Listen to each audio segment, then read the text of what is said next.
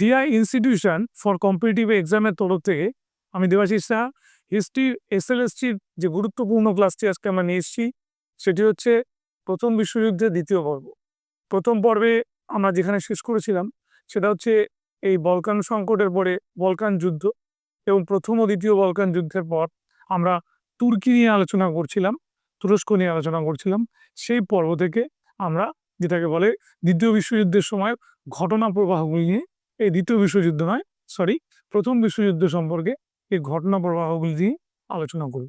তাহলে এই ঘটনা প্রবাহগুলি আমাদের জানতে গেলে আমাদের একটু পরের দিকে মনে রাখতে হবে যে আমরা এখানে কি কি মনে রাখবো। প্রথমে মনে রাখবো প্রথম বিশ্বযুদ্ধ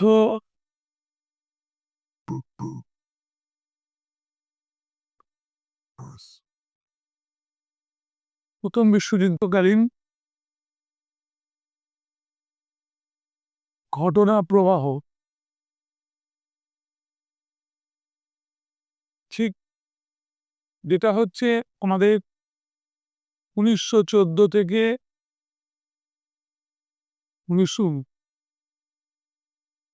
2 নম্বর পরিণতি,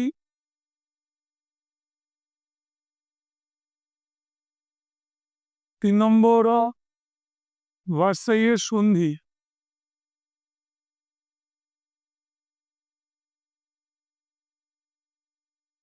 ঠিক আছে, তো তারপরে 4 নম্বরে জাতিসংঘ,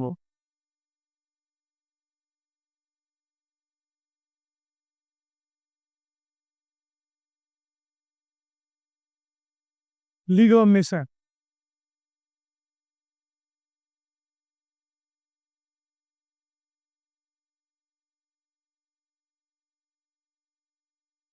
ঠিক আছে। এবার পরাজিত জার্মানের পরিণতি, এটাও জানবো।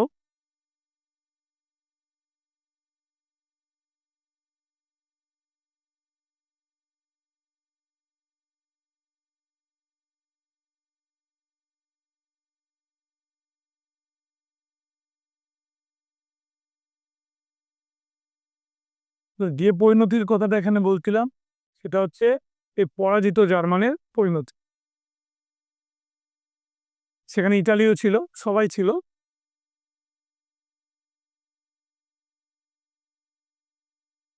বেশ, এবার দেখো তরুণ তুর্কি দল কবে প্রতিষ্ঠিত হয় এবং এই দলের উদ্দেশ্য কি ছিল। বলছে তরুণ তুর্কি দলটা প্রতিষ্ঠিত হয়েছিল 1908 খ্রিস্টাব্দে দ্বিতীয় আব্দুল হামিদের শাসনকালে। তুরস্কে থাকতো, মনে রাখবে, আমাদের মুসলিমদের ধর্মগুরু, মুসলিম ধর্মের যিনি ধর্মগুরু খলিফা, সেই খলিফা থাকতো কোথায়? তুরস্ক। এবং তখনও আমাদের খলিফা ছিল সেই সময় দ্বিতীয় আব্দুল হামিদ তার তরুণ তুর্কি দল প্রতিষ্ঠা করে। এই দলের একটা মুখ্য উদ্দেশ্য ছিল যে তুরস্ক থেকে বিদেশি প্রভুত্বের অবসান ঘটানো, যে এই তুর্কিতে কোনো বৈদেশিক প্রভাব থাকবে না, বৈদেশিক প্রভাব মুক্ত হয়ে তুরস্ক তুরস্কের মতো করে চলবে এবং তুরস্ককে আধুনিকভাবে গড়ে তোলা হবে, মানে মডার্নাইজেশন আসবে এবং সেই সময় পাশ্চাত্য গণতান্ত্রিক ধাঁচে তুরস্কের শাসনতন্ত্র রচনা করা হবে, যেটা তুরস্কের তখনও ছিল না। তাহলে পাশ্চাত্য গণতান্ত্রিক কনসেপ্টটা এই সময় আসতে শুরু করে। এবার তরুণ তুর্কি আন্দোলন যখন চলেছিল সেই সময় যার নেতৃত্বে কাজ হয়েছিল, সেই সময় যুব সমাজ কাজ করেছিল এনভার পাশার নেতৃত্বে, ঠিক আছে, মনে থাকবে। এবং এনভার পাশা এখানে যেটা নিয়ে এসেছিল তুর্কি জাতি, ইসলাম ধর্ম, পাশ্চাত্য সভ্যতা। তাহলে বিদেশি প্রভাব থেকে মুক্ত হয়ে পাশ্চাত্যের গণতান্ত্রিক ধাঁচে যে ওরা একটা অ্যাডমিনিস্ট্রেশন বা শাসন ব্যবস্থা তৈরি করতে চেয়েছিল, কিন্তু সেটা এরকমই, সেটা পাশ্চাত্য প্রভাব থাকলেও তুর্কিদের নিজস্ব মানে স্বকীয়তা যাতে নষ্ট না হয় সেই কথা ভাবা হয়েছিল। এবং এটা আমাদের যেহেতু 1908 সালে হয়েছিল, এখানে একটা পাশ্চাত্য শিক্ষার প্রভাব কিন্তু পেয়েছিল, পড়েছিল কার ওপরে? তুরস্কের ওপরে, ঠিক আছে। এবার উগ্র জাতীয়তাবাদ কিভাবে প্রথম বিশ্বযুদ্ধের ক্ষেত্র প্রস্তুত করলো। তাহলে উগ্র জাতীয়তাবাদের ব্যাপারটা বুঝতে হবে যে যুদ্ধের দিকে যখন এগোলো এবং যুদ্ধ যখন শুরু হলো, সেই যুদ্ধ শুরু হওয়ার সময় একটা ঘটনা তোমার ভীষণ রকমভাবে প্রভাব বিস্তার করেছিল, এবং যে ঘটনাটাকে কি বলবো এড়ানো হয়তো যেত, কিন্তু কোনো এড়ানোর চেষ্টা করা হলো না। কি হয়েছিল ঘটনাটা? সেটা হচ্ছে অস্ট্রিয়ার যে যুবরাজ, তার নাম ছিল আর ডিউক ফার্ডিন্যান্ড। সে তার স্ত্রী সোফিয়াকে নিয়ে বেড়াতে এলো কোথায়? সে এলো বোসানিয়ার রাজধানী সেরাজেভো শহরে। ভালো কথা। তাহলে বোসনিয়ার রাজধানী সেরাজেভো শহরে যখন ঘুরতে এলেন, তখন আমাদের একটি গুপ্ত বিপ্লবী সংস্থা ছিল, তার নাম ছিল ব্ল্যাক হ্যান্ডস। এই ব্ল্যাক হ্যান্ডস দলের সদস্য, যার নাম ছিল গ্যাব্রিয়েলো প্রিন্সেপ, অনেক বইতে দেখবে তাদের উচ্চারণের জন্য এরমভাবে লেখা আছে ন্যাব্রিউলো প্রিন্সেপ, সেই ভদ্রলোক হত্যা করলো। কাকে হত্যা করলো? আমাদের আর ডিউক ফার্ডিন্যান্ডকে, মানে যুবরাজকে। এবং এই ঘটনাটা দাবানলের মতো ছড়িয়ে গেল, এবং এই ঘটনা যখন অস্ট্রিয়া জানতে পারলো, তখন অস্ট্রিয়া সার্বিয়াকে একটা, মানে বোসনিয়াকে আমাদের একটা চরমপত্র পাঠালো। সে পাঠিয়ে বলল যে এই এই শর্তগুলো পালন করতে হবে। ঠিক আছে? যেখানে দেখা গেল যে আমাদের ওই বোসনিয়ার মানুষের বা ওখানকার দেশের যে সার্বভৌম ক্ষমতা, সেটা বিঘ্নিত হলো, এবং যখন ওরা মানতে পারলো না যে না আমরা এই শর্তটা মানতে পারছি না, তখনই যুদ্ধ শুরু হয়ে যায়। এটাকে আমরা বলি প্রথম বিশ্বযুদ্ধের প্রত্যক্ষ কারণ। ঠিক আছে? আমি যা বলেছি এখানে সবই আছে, এবং এর ফলও কি হয়েছিল। ঠিক আছে?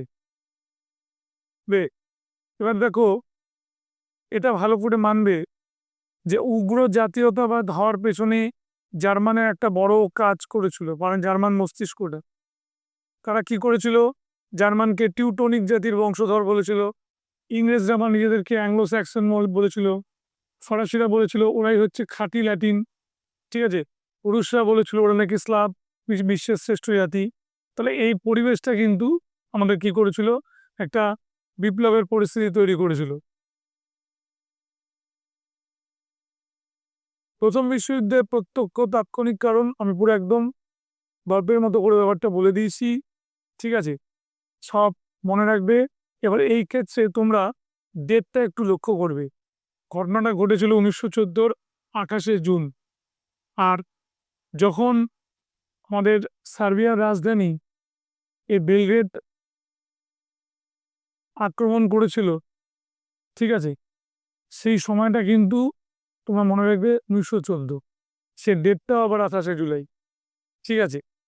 তাহলে কোন দিন শুরু হয়েছিল এই ডেটটা একটু মনে রাখবে, 14-র 28শে জুলাই। সেরাজেভো হত্যাকাণ্ড বলে একটা প্রশ্ন দেয়। ঠিক আছে? এই যে এখানে তুমি জেনে রাখবে যে দলটার নাম আমি ব্ল্যাক হ্যান্ড বলেছিলাম, তার আরেকটা নাম হচ্ছে ইউনিয়ন অফ ডেথ। ঠিক আছে? মনে রাখবে।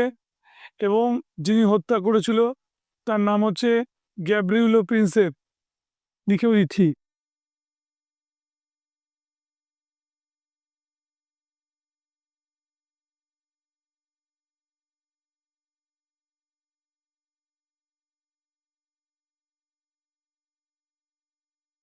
মনে রাখবে, যখন মারা হয়েছিল প্রকাশ্য দিবালোকে। ঠিক?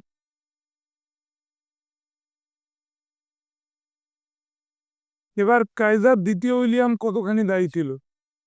এটা একটা খুব ভালো প্রশ্ন। কাইজার উইলিয়াম টু এর যে ওয়েল পলিটিক, যে বিশ্ব রাজনীতি, সেখানে তিনি তো কোনো সন্ধি করতে চাননি, এবং তার এমন একটা রাজনীতি ছিল যেখানে তিনি বরাবরই উচ্চারণ করেছে যে ইংল্যান্ড যদি দিনের সূর্য হয়, তাহলে রাতের চাঁদ হচ্ছে জার্মান, এবং জার্মানের চাই প্রচুর পরিমাণে কি উপনিবেশ। কারণ জার্মান তৃপ্ত নয়, বিসমার্কের জার্মান তৃপ্ত ছিল, কিন্তু কাইজার উইলিয়াম টু এর জার্মান অতৃপ্ত। ঠিক? এবং যার জন্য সে যুদ্ধের দিকে তারা এগিয়েছিল, এবং যুদ্ধ বাঁধিয়েই ছেড়েছিল। কারণ আমরা যখন দেখেছিলাম যে আগাদির সংকট বা মরক্কোর ঘটনা ঘটেছিল, সেখানে তো পুরোপুরি হাত ছিল কার? কাইজার উইলিয়াম টু এর। এবং ওয়েল পলিটিকে যেভাবে কথা বলেছে, তার মধ্যে একেবারে সরাসরি যুদ্ধ করার লিপ্সা ওনার মধ্যে ছিল। এবার উনি যেটা ভেঙে দিয়েছিল বিসমার্কের শক্তি সাম্য নীতি, যাকে আমরা ইংরেজিতে বলি পাওয়ার অফ ব্যালেন্স। তাহলে পাওয়ার অফ ব্যালেন্স বা শক্তি সাম্য ভাঙলে সেটা হচ্ছে ওই মিত্র দেশগুলো পাশ থেকে সরে যাবে। এবং কি হয়েছিল, যখন ইংল্যান্ড আর ফ্রান্স মিশে গেছিল 1894 সালে, সেটা হচ্ছে কাইজার উইলিয়াম টু এর সবচেয়ে বড় ব্যর্থতা। কারণ বিসমার্ক দুজনকে আলাদা করে রেখেছিল, ব্রিটিশ আর ফ্রান্সকে, কিন্তু কাইজার উইলিয়াম টু এর হঠকারী সিদ্ধান্তে কি হলো, ফ্রান্স আর ইংল্যান্ড তাদের উপনিবেশিক ঝামেলা ভুলে তারা কাছাকাছি এলো। এবার দেখো, এটাও একটা ব্যাপার ছিল। তাহলে সমরসজ্জা, যখন অস্ত্রশস্ত্র নিয়ে উনি ঘোষণা করলেন যে আমি এত পরিমাণ আগ্নেয়াস্ত্র আছে, বা আমাদের জাহাজে যথেষ্ট পরিমাণে কি বলবো নৌ সেনাবাহিনী মজুত আছে, এই সমস্ত কথা বলে তিনি একটা বিপ্লবের পরিমণ্ডল গড়ে তুলেছে। ঠিক আছে, এবং সেটা একটা বিশ্বযুদ্ধের ক্ষেত্র তৈরি করে ফেলেছিল। এবং শেষ পর্যন্ত কি হয়েছিল, একটা বিশ্বযুদ্ধের জন্য এককভাবে প্রথম দিকে দায়ী করা হয়েছিল জার্মান, কিন্তু এককভাবে জার্মান দায়ী নয়। ঠিক আছে, এখানে ইংল্যান্ড, ফ্রান্স, রাশিয়ারও কিছু তোমার দায়িত্ব ছিল। ঠিক আছে, মনে থাকবে, কারণ তারা উপনিবেশ চেয়েছিল, বিশেষ করে ব্রিটিশরা। তারা জার্মানির ঘাড়ের ওপর সব রেখেছিল, যে এই কাজটা করছে কারা, এটা জার্মানি নাই করছে, আমরা করছি না, সুতরাং যা বলার, যা কিছু বোঝার সব জার্মানিকেই বলতে হবে। বেশ, এবার আমরা এরপরে চলে যাব,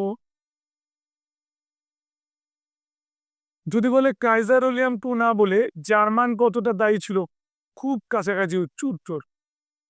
আবার যদি বলে প্রথম বিশ্বযুদ্ধের জন্য কি জার্মান একাই দায়ী ছিল, এইখানে বুঝতে হবে তোমার জার্মান ছাড়া অন্যান্য দেশের কি তোমার নীতি ছিল যার জন্য যুদ্ধ হয়েছিল। তাহলে ওনার সাম্রাজ্যবাদী নীতি বা ওয়েল পলিটিক, এটাকে আমরা বলতে পারি। তার সঙ্গে সঙ্গে সেই সময় কি হয়েছিল, উগ্র জাতীয়তাবাদ, মানে দেখালাম যে ফরাসিরা পুরোপুরি নিজেদেরকে ল্যাটিন বলে দাবি করেছিল, আবার স্যাক্সন জাতির কথা বলেছিল আমাদের কি বলবো ব্রিটিশরা, আবার জার্মানরা বলেছিল টিউটানিক জাতির বংশধর। তাহলে পরিস্থিতি একটা তৈরি হয়েছিল।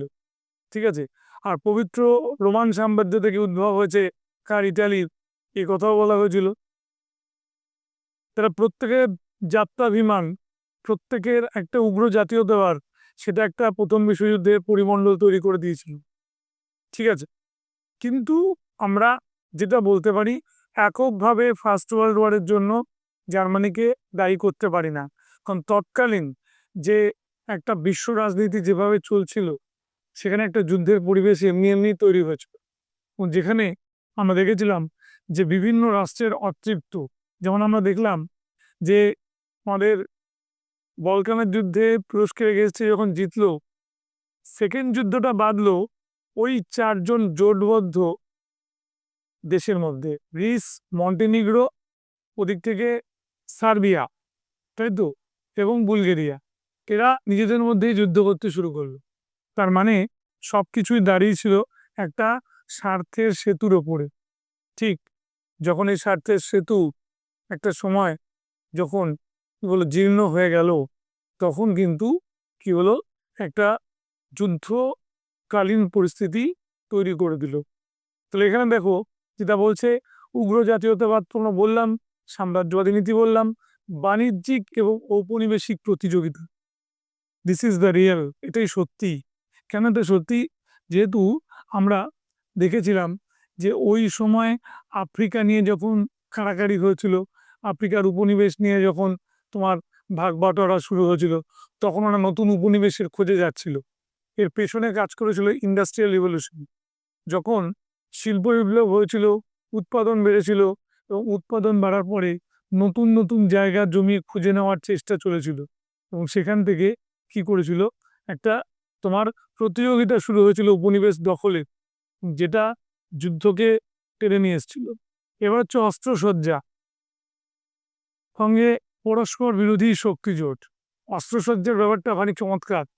কিরকম তোমাকে আমি বলি, 1870 থেকে যদি 1914 বা 1871 থেকে যদি 1913 আমি ধরি, সেখানে তো মানে ওরা শান্তির বাণীর কথা বলেছে, কিন্তু হাতে অস্ত্র নেই। ঠিক তো, হাতে অস্ত্র নেই। 1878 সালে যখন বার্লিন কংগ্রেস হয়েছে, স্বার্থ কোন জায়গায় গিয়েছিল যে রাশিয়াকে আমাদের সাহায্যের প্রতিশ্রুতি দিয়েছিল বিসমার্ক, যখন দেখলো অস্ট্রিয়া খুব কাছাকাছি জার্মানি একই ভাষায় কথা বলে, ঠিক আছে, সবকিছুই মিলছে, তখন অস্ট্রিয়াকে কিন্তু সমর্থন করেছে। সেই সমর্থন করাতে প্রিন্সেসের চুক্তি বাতিল হয়ে গেছে। প্রিন্সেসের চুক্তি রাশিয়া বাতিল করে দিয়েছিল। শেষ রক্ষা বিসমার্ক করেছিল, রাশিয়াকে আবার জুড়েছিল 1887 সালে। কিন্তু 1890 সালে চলে যাওয়ার পর, বিসমার্ক চলে যাওয়ার পর, সেটা কাইজার উইলিয়াম টু রাখতে চায়নি। কাইজার উইলিয়াম টু এর কাছে ব্যাপারটা হচ্ছে মাথা খাটিয়ে রাজনীতি করবো, দরকার নেই আমার, তার থেকে সরাসরি যুদ্ধ করা ভালো। কিন্তু যুদ্ধ কোথায় করতে হবে, মানে এক কথায় যেটাকে বলে যে কোথায় থামতে হবে। এ প্রসঙ্গে আমি তোমাদের খুব সুন্দর কথা বলি, তোমার মনে থাকবে। দেখবে অনেক লেখক প্রচুর বই লেখে, প্রচুর লিখেই যায়, একটা সেলফে ধরে না, তার একটা সেলফ লাগে, তাই তো। সমগ্র রচনাবলী যদি 800 পাতা করে হয়, শেষ হলে দেখা যাবে তার পুরোপুরি ওই 25 খণ্ড হয়ে গেছে, কি 30 খণ্ড হয়ে গেছে। তাহলে একটা বিশাল রয়্যাল সাইজের বইয়ের যদি 25 খণ্ড হয়, তাহলে সে বিস্তর লিখেছে। তুমি লক্ষ্য করে দেখবে এই লেখকের সব লেখা কখনই সমানভাবে ভালো হতে পারে না। কেউ দেখা যায় যে লেখক কম লিখেছে, লেখার পরে সময় থাকলেও আর লেখেনি, কারণ সে নিজের চিন্তাধারাটাকে মর্যাদা দিয়েছে। তুমি দেখো, আমরা কম লেখকদের তালিকায় কোনোদিনও বঙ্কিমচন্দ্রের কথা বলি না, কারণ সেই দুঃসাহস আমরা করি না। সারা জীবনে 14টা উপন্যাস লিখেছে, আর কিছু প্রবন্ধ, 2 খণ্ডে বই শেষ। শরৎবাবুর সব মিলিয়ে ছোট গল্প উপন্যাস মিলিয়েও সেই সংখ্যাটা খুব কম, বই উপন্যাস গোটা ওই 20-র কাছাকাছি। তো সেইখানে যদি আমি সুনীল গঙ্গোপাধ্যায়ের কথা ধরি, তুমি বলে স্যার প্রায় 150+ উপন্যাস লিখেছে, তাহলে উনি বড় লেখক? কখনো না। অ্যাকচুয়ালি ওরা খুব জানতো ভালো করে কোথায় কলমকে থামিয়ে রাখতে হয়, ঠিক কোথায় থামতে হয় ওরা জানতো। ওরা কোথায় থামতে হয় জানতে পেরেছিল বলেই ওরা কিন্তু আজও একটা, কি বলবো, মৃত্যুর পরে অমর লেখক। 1938 সালে শরৎচন্দ্রের মৃত্যু, আর বঙ্কিমচন্দ্রের 1894 সালে মৃত্যু। সুনীল গঙ্গোপাধ্যায় মারা গেছে 212 সালে। ওই খান কয়েক বই ছাড়া আর টিভি সিরিয়ালের দৌলতে ছাড়া আর কি আছে বল, নেই। এইখানে এই কথার একটা উদাহরণ দিয়েছিলেন এক যশস্বী লেখক, তার নাম রমাপদ চৌধুরী। তার সারা কেরিয়ারে উপন্যাস সে লিখেছে ওই মোটামুটি ধরে রাখো 37টা। তো উনি তখন বলেছিলেন যে আমি কলম থামিয়ে দিলাম, আমি আর কলম দিয়ে লিখবো না, মানে যাকে বলে রিটায়ার করেছি। আজ তো রমাপদ চৌধুরী মারা গেছে 2018, যদ্দূর মনে আছে আমার। তারপরে তো অমর হয়ে রয়েছে, আজকেও খারিজ উপন্যাসটা ফেললে সঙ্গে সঙ্গে লোক কিনে নিচ্ছে, কি অসাধারণ উপন্যাস। এটা কেন কেন আজকে লালবাই মতো উপন্যাস বীরভূমের পটভূমিকা লিখে উনি রয়েছেন? ওই হচ্ছে লেখক যে তোমার চিন্তা করেছিল বেশি, লিখেছিল কম, এটা কেবল লেখক।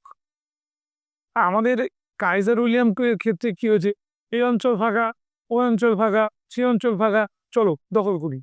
তার মানে কাহিনী নয়, এই দখল করাটা হতেই পারে, কিন্তু দখল করার পরে স্থায়িত্ব, তাই না?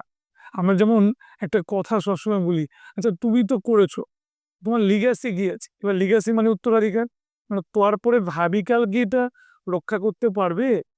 যে বাবা তার ছেলের জন্য, ঠিক আছে, সমস্ত কিছু সাজিয়ে রেখে যায়, সে ছেলে তার বাবার তোমার ফ্রেমের মধ্যে মালা দিতে গেলে, বাবা তুমি ফিরে এসো, তুমি আরো কিছুদিন থাকলে ভালো থাকতে। আর যে বাবা কিছু দেয় না, সেই ছেলে সব সময় বাবাকে কি করে গালিগালাজ করে। কাইজার উইলিয়াম টু কোনোদিনও ভাবেনি বিসমার্ক কেন যুদ্ধ করেনি। বিসমার্ক বুঝতো যুদ্ধের প্রয়োজন নেই, তো যুদ্ধ ছাড়াই যদি জায়গা চলে আসে আমার যুদ্ধ করার কি দরকার। কিন্তু কাইজার উইলিয়াম টু বলছে ওই সময় পারবো না, ওরম ভাবে ওই করে রাজনীতি করে চুপচাপ করে নিজেকে বলছে ও সাধু দালাল, রাজা হয়েছি আমি, আমি দালাল নই, এজেন্ট নই। যাই হোক, বিসমার্ক নিজেকে এজেন্ট বলেনি, বলেছে অনেস্ট ব্রোকার, ঠিক তো। এই জায়গাটা হচ্ছে রাজনীতির পুরোপুরি শিকড় ছিঁড়ে যাক।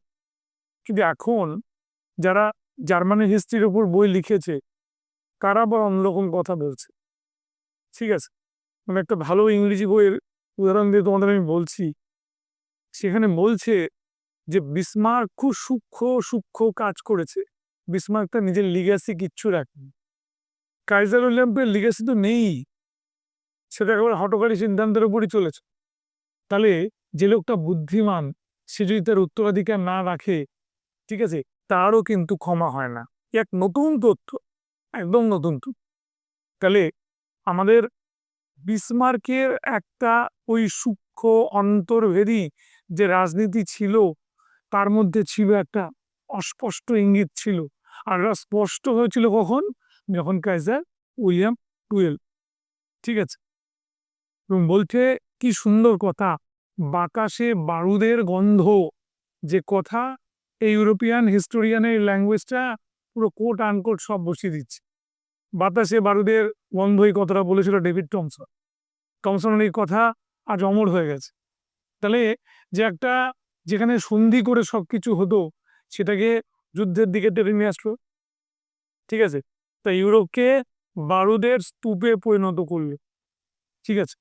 এবং ফার্স্ট ওয়ার্ল্ড ওয়ার হচ্ছে এই সবেরই একটা সামগ্রিক পরিণতি। তাহলে আমি পয়েন্টে যেটা পরিণতি রেখেছিলাম তার দিকে গেলাম।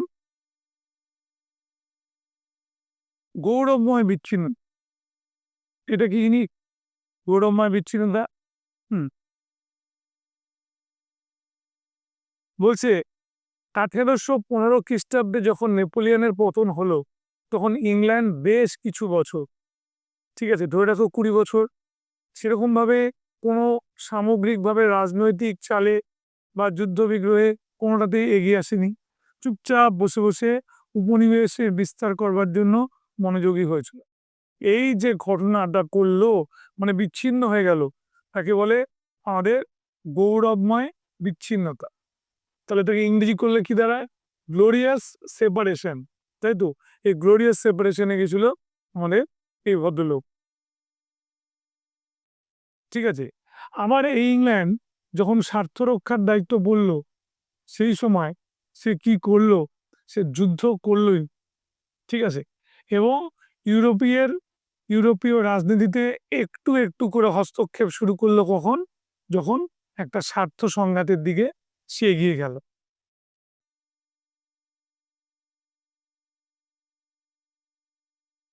এবার কোন ঘটনা দিয়ে ইউরোপে গৌরবময় বিচ্ছিন্নতার অবসান হলো? ঠিক, এটা উত্তর হবে 1902 খ্রিস্টাব্দে, যখন আমাদের ইংল্যান্ড রাশিয়ার শত্রু জাপানের ব্যাপারে ইন্টারফেয়ার করলো, মানে অংশগ্রহণ করলো, তাই তো। এবং কি করলো? রাশিয়ার শত্রু জাপানের সঙ্গে একটা মৈত্রী চুক্তি স্বাক্ষর করলো, ঠিক আছে। এবং এর ফলে যেটা দাঁড়ালো যে ইংল্যান্ড যে দীর্ঘদিন ধরে একটা বিচ্ছিন্ন হয়েছিল, সে বিচ্ছিন্ন হওয়াটাকেও একটা অবসান ঘটিয়ে দিল। এবার ফ্রান্স আর রাশিয়া সবই সাম্রাজ্য, ঔপনিবেশিক সাম্রাজ্য নিয়েই যুদ্ধ করছিল। এবার রাশিয়ারকে একটু চাপে রাখার জন্য কিন্তু ইংল্যান্ড এই কাজটা করলো, কারণ রাশিয়ার শত্রু ছিল জাপান, আর ফ্রান্সের সঙ্গেও মিত্রতা করেছিল ঔপনিবেশিক ঝামেলা বলে। বার্লিন বাগদাদ রেলপথ প্রকল্প, এক দুর্দান্ত মেট্রো স্টেশন কলকাতায় যখন 1984 সালে চলেছিল, তখন আমাদের কি বলবো, হিন্দু বলে যে পেপারটা আছে তাতে এরকম একটা লেখা হয়েছিল যে ওয়ান কাইন্ড অফ আমাদের কি বলবো, এই বার্লিন বাগদাদ মেট্রো, ঠিক আছে, মানে রেলপথের কথা বলেছিল। এটা তো খুব চমৎকার ব্যাপার যে জার্মান থেকে আমি চলে যাব ইরাকে, রাইট? এখানে যাওয়া মানেটা কি? এমনি এমনি যাবো?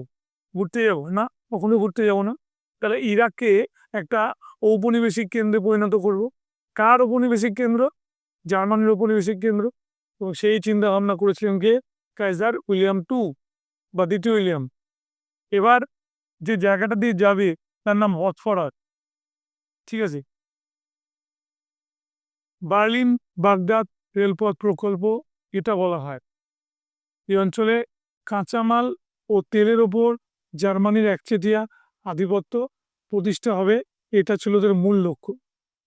ঠিক আছে, এবং জার্মানির বাণিজ্যটা ইরাকের দিকেও বিস্তৃত হবে, মানে এশিয়ান কান্ট্রিতেও বিস্তৃত হবে।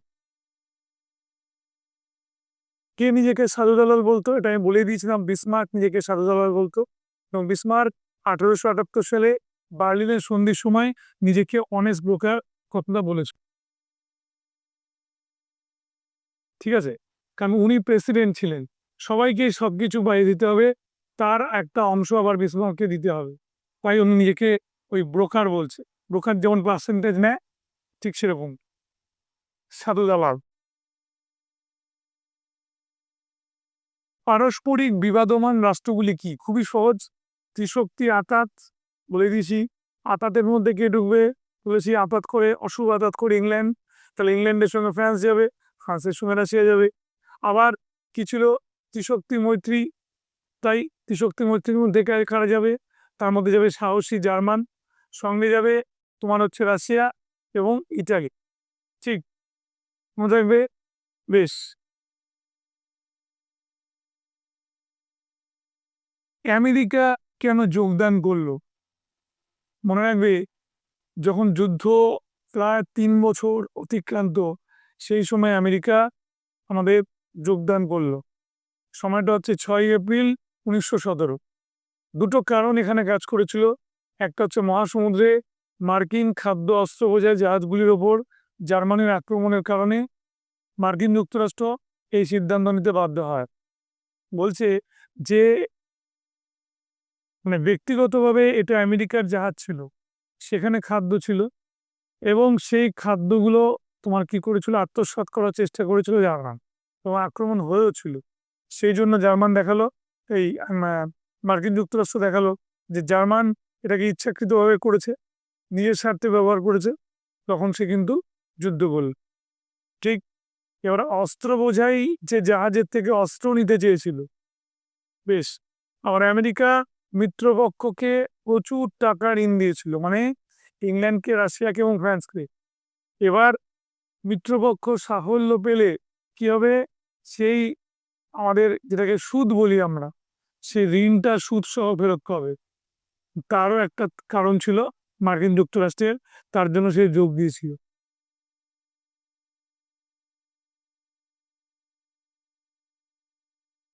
28 জুলাই 1914-তে আমরা দেখেছিলাম যে সেরাজেভো হত্যাকাণ্ড দিয়ে যুদ্ধ শুরু হয়েছিল। আর যুদ্ধ যখন শেষ হয়ে গেছিল, তখন 1919 খ্রিস্টাব্দে ভার্সাইয়ের সন্ধি দিয়ে।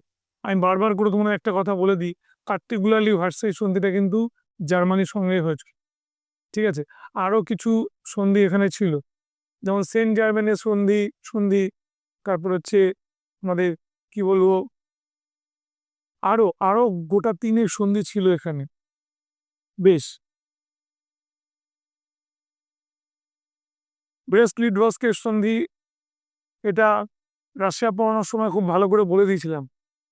17 সালে হয়েছিল রুশ বিপ্লব, তখন রাশিয়াতে যারা ছিল কমিউনিস্ট শাসন 18 সালে, এবং তারা জার্মানির সঙ্গে ব্রেস্ট লিটভস্কের সন্ধি করেছিল। এই সন্ধি করে তারা বলেছিল, রাশিয়া বলেছিল যে আমরা যুদ্ধ করব না, আমরা এখানে যুদ্ধ থামিয়ে দিলাম। তখন জার্মানি এটাকে অ্যাকসেপ্ট করে এবং সন্ধিতে সিগনেচার করে দেয়। তখন 18 সালে যুদ্ধ শেষ হওয়ার 1 বছর আগেই রাশিয়া বেরিয়ে যায়। এটা বলে লেনিনের কূটনৈতিক দক্ষতার পরিচয়। ঠিক, লেনিন কিছু গেইন করতে চায়নি যুদ্ধে, লেনিন চেয়েছিল এই কমিউনিজমকে বাঁচাতে।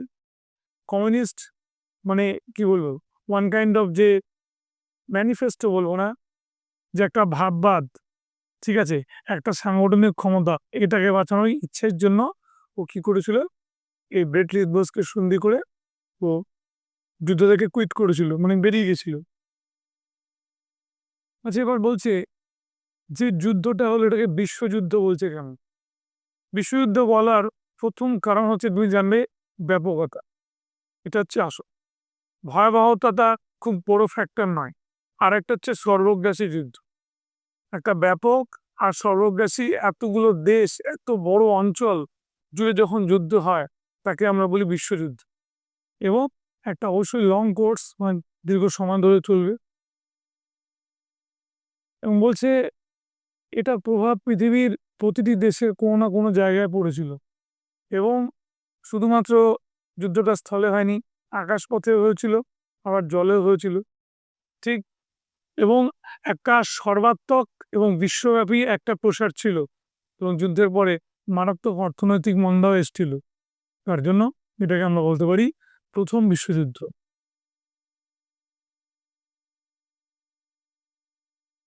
জার্মানি কেন হেরে গেছে? প্রথমেই বলে দিই, কাইজার উইলিয়াম তো যতই মুখে বলুক ইংল্যান্ডের মতো নৌবাহিনী জার্মানিতে বানাতে পারেনি। তার মানে নৌবাহিনীর একটা দুর্বলতা ছিল। দ্বিতীয় কি ছিল, যে আমেরিকার সঙ্গে মিত্রতা করতে পারতো জার্মানি, অযথা আমেরিকার জাহাজে, ঠিক আছে, অস্ত্র এবং খাদ্য নিলে আমেরিকা কিন্তু জার্মানির বিরুদ্ধে যুদ্ধ ঘোষণা করে। ঠিক। এবং আরেকটা হচ্ছে যে জার্মান যেভাবে যুদ্ধের জন্য এগিয়েছিল সেটা একটা স্বল্পমেয়াদী যুদ্ধ হলে কার্যকরী হতে পারত, কিন্তু এটা হয়ে গেছিল দীর্ঘমেয়াদী, যার জন্য জার্মান হেরে গিয়েছিল। মিত্রশক্তিরা জিতে গেছিল কেন? প্রথম কারণেই বলতে হয় যেটা, যে ইংল্যান্ডের নৌবাহিনী অনেক বেশি স্ট্রং ছিল। ঠিক। এবং এটাও জানবে যে আমেরিকা, ইংল্যান্ড, রাশিয়া আর ফ্রান্সকে তোমার সাহায্য করেছিল এবং জার্মানির বিরুদ্ধে যুদ্ধ ঘোষণা করেছিল।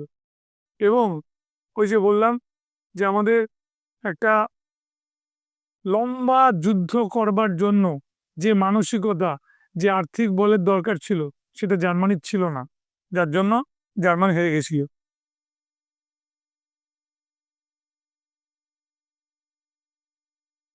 গুরুত্বপূর্ণ ফল। ঠিক। সেটা হচ্ছে পুরনো রাষ্ট্রগুলো নষ্ট হয়ে গিয়ে নতুন নতুন কিছু রাষ্ট্র হয়েছিল। যেমন বলতে পারো আমাদের Poland, Bohemia, Romania, Czechoslovakia, Yugoslavia.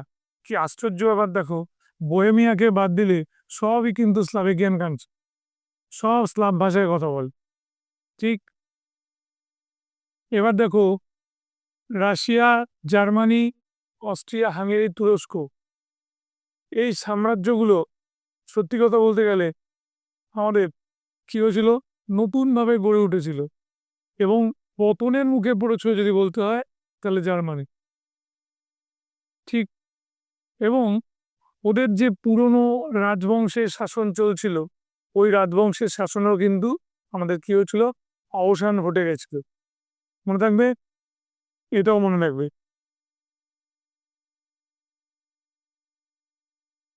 মার্কিন যুক্তরাষ্ট্রের পক্ষ থেকে রাষ্ট্রপতি যিনি ছিলেন প্রথম বিশ্বযুদ্ধের সময়, তিনি হচ্ছেন উড্রো উইলসন। ঠিক আছে। এই ভদ্রলোক অনেক শান্তিকামী লোক ছিল। উনি স্থায়ী শান্তি প্রতিষ্ঠা করবার জন্য একটা স্টেটমেন্ট দিয়েছিলেন, তাকে যেটাকে আমরা বলি 14 দফা, তাই তো? তার 14 দফা নীতি উনি শান্তির জন্য পাঠিয়েছিলেন। এবং প্যারিসের শান্তি সম্মেলনে যদি সবচেয়ে উল্লেখযোগ্য ভূমিকা কেউ নিয়ে থাকে তাহলে অবশ্যই উড্রো উইলসন। এবার দেখো উইলসন ছিল বলে কি হয়েছিল, সেটা হচ্ছে এই 14 দফার অনেক কিছুই রক্ষা করার চেষ্টা করা হয়েছিল, তাই তো?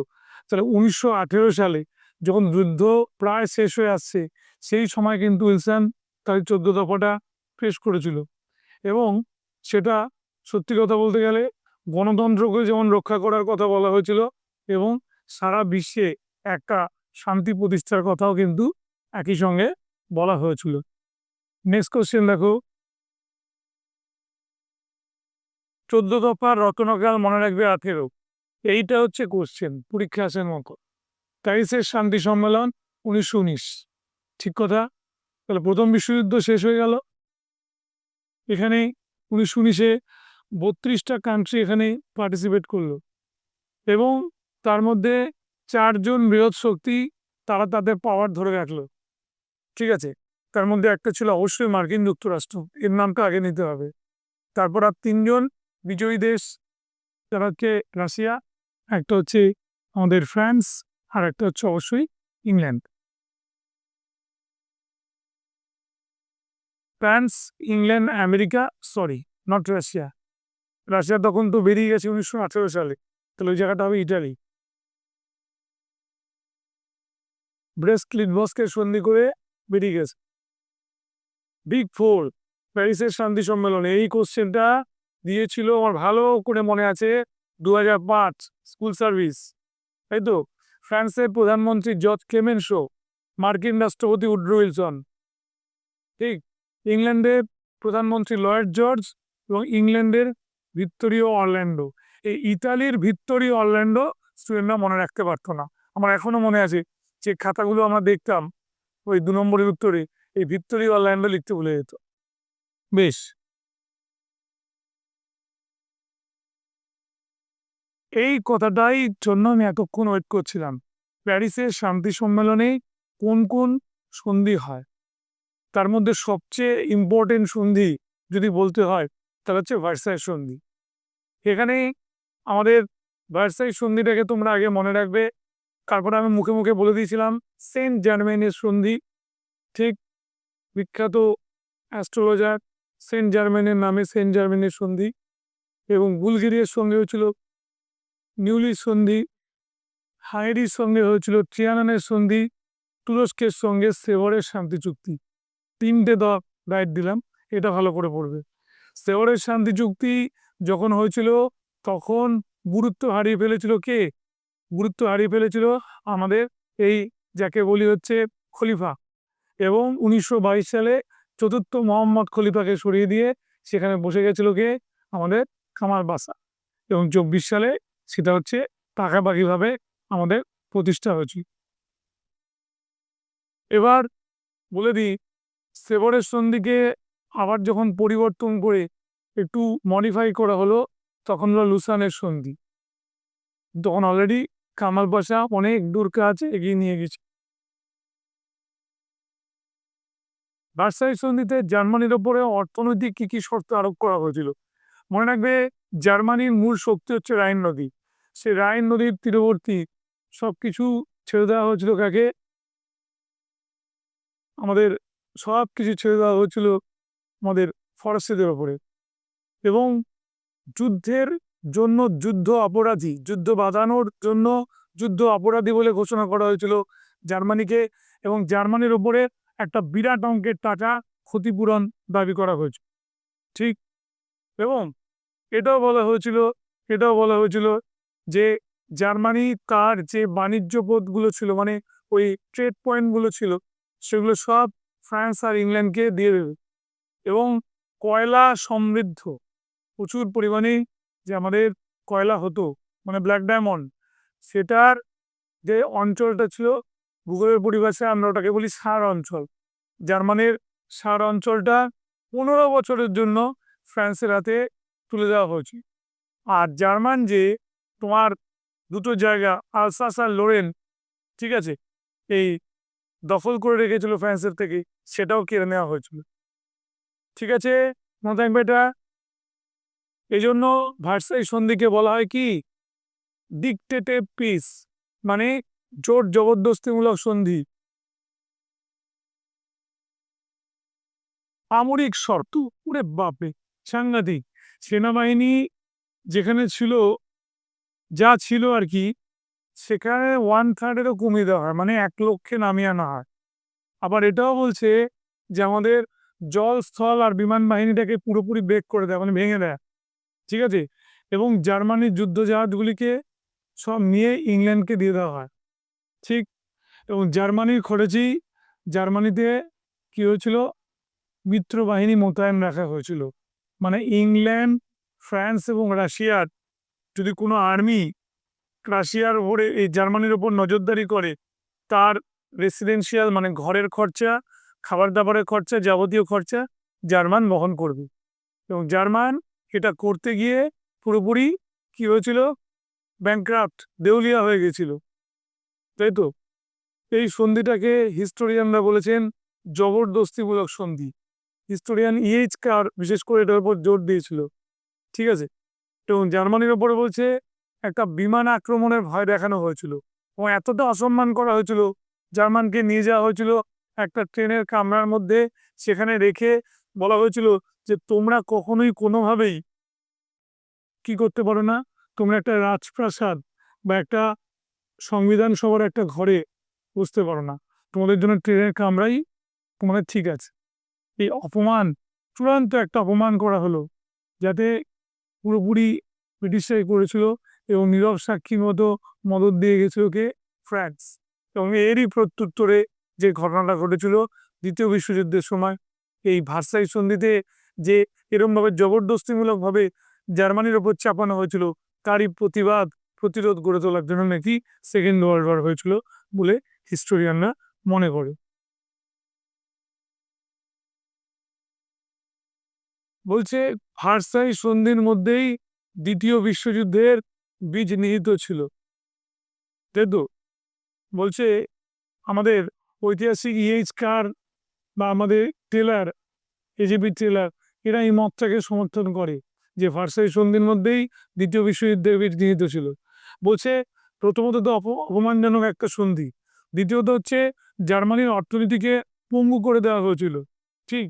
এবং এই দুইয়ের চাপে পড়ে জার্মানের বেশ কয়েকটা বছর হারিয়ে গেছিল জীবন থেকে, তাই না? এবং তারা সেই জায়গায় মানে কি বলবো, ঘুরে দাঁড়ালো যখন, তখনই আমরা দেখলাম ঘুরে দাঁড়ালো যখন হিন্ডেনবার্গের পরে আমাদের কি হলেন, হিটলার ক্ষমতায় এলেন, তাই তো? বলছে এই সন্ধির শর্তগুলির মধ্যেই রয়েছে বিশ্বযুদ্ধের বীজ। এই অপমানজনক সন্ধিকে অনেকেই বলেছেন কার্থেজিয়ান সন্ধি, অ্যাটিলার সন্ধি, এই বলে অপমান করা হয়েছে।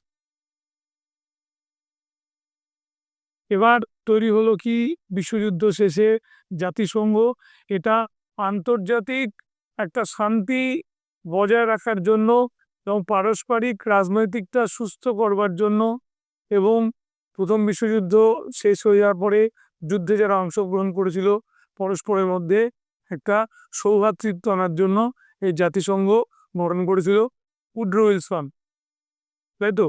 তাই রাষ্ট্রপতি উড্রো উইলসনকে আমরা কি বলি, যে ফাদার অফ আমাদের এই ইউএনও, মানে জাতিসংঘের জনক।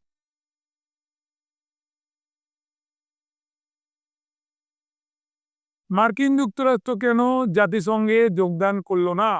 International relations between two world war, তাই তো? এটা ক্যারের একটা বই। ঠিক তারপরে একটা ভালো বই আছে পিটার কার্ভোকুরেসি।